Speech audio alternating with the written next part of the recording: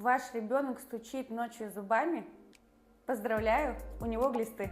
А теперь забудьте то, что я сказала. Это абсолютный миф.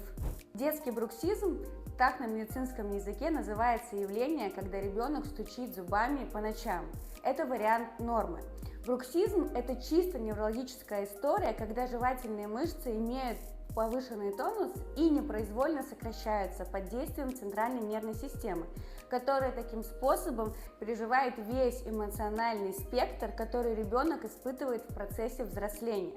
Поэтому это считается вариантом нормы, а также тем более молочные зубы обязательно должны стираться. И, как правило, детский бруксизм проходит самопроизвольно.